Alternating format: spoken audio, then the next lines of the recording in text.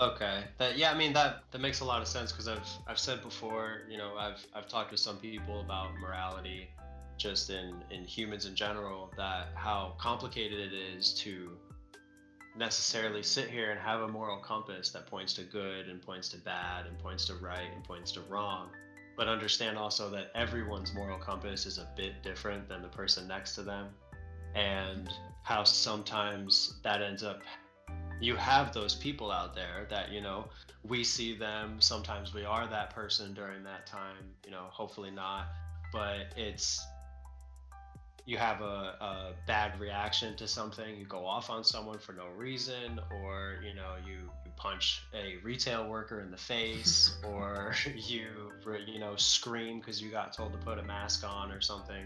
Like what is, and even those people who aren't like that, but the people who are just, they feel really bad about themselves, or they know that something might be wrong with something, Yeah, yeah, but they don't absolutely. have the motivation and they don't have the knowledge, I think, sometimes to know that there is an Absolutely. actual thing to help cure it. And yeah, if it's something that's going to take longer than a couple days or like a week at most, we tend to lose motivation on wanting to continue doing it, continue doing the work and the effort. But just like trying to make yourself a better person, that that's continual work, that's everyday work. Oh, for And I sure. mean Yeah. that could also be related to the fact that you said you did yoga for a little bit and you don't continue to do it every day because you started to see results, but if you'd have continued you would have seen better results. You're not wrong. You're not wrong. Yeah. Yeah. Yeah, you touched on a very important point too, aside from motivation, and that's we actually have a word for not being able to, not knowing how to recognize when you're ill, and that's health literacy. People who aren't able to recognize when they're sick or what resources they can turn to be able to help themselves and things like that. It's a huge barrier towards people getting better. So yeah, that's another huge one alongside motivation. Um, yeah, no, definitely. So yeah, no, you're absolutely on the money there. Do you think that that could be applied to more than just like physical injuries? Oh, absolutely. There's everybody will have a different take on this.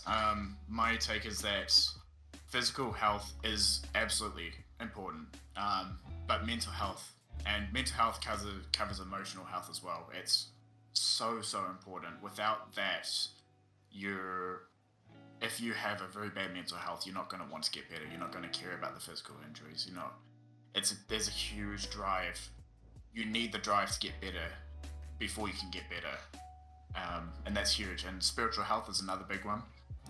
So it works alongside mental health for those, and we're not just talking about religious beliefs either. It's not religion; it's like a spirituality thing. People who have certain like morals and beliefs and things like that, that comes into play.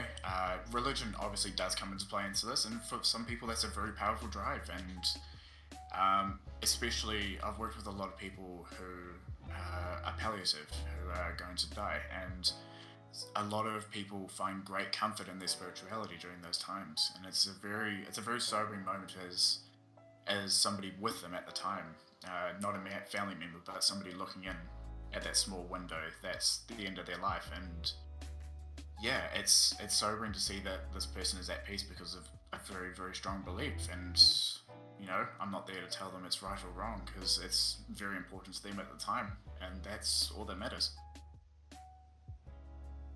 I mean, that's a really good way of putting it, but what do you mean by sobering to see? Um, it's not.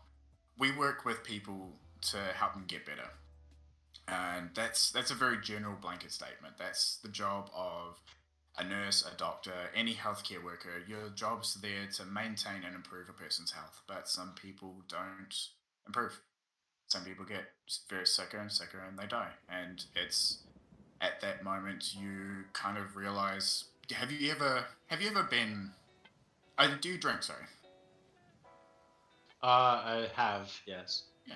Have you ever been so drunk and then you look in the mirror and you go, wow, man, I'm drunk? Yes. Yeah. It's a very strange feeling. That is quite literally a sobering feeling to realize, man, I'm drunk. You look in the mirror, you can see yourself and go, whoa, what's happened? And that's kind of not obviously not the same feeling as that, but it's the same sort of motion in your head where you're going, wow, this is it. This is why we do our job. This is an important part of our job because we're here when people live, we're here when see them when they get better, but we're also here when people don't get better. We're here when people pass away, and we're here to help not only them but the family members that they're leaving behind to see sense in what's going on and help them move on. And that's it's I can't put it into words how important that moment is. It's very, very powerful. And no matter what kind of day you've had, whether you had a good one, a bad one, a frustrating one, a sad one, at that moment when somebody passes is sobering. It brings you back to reality of this is here, this is now, and this is why we do our job.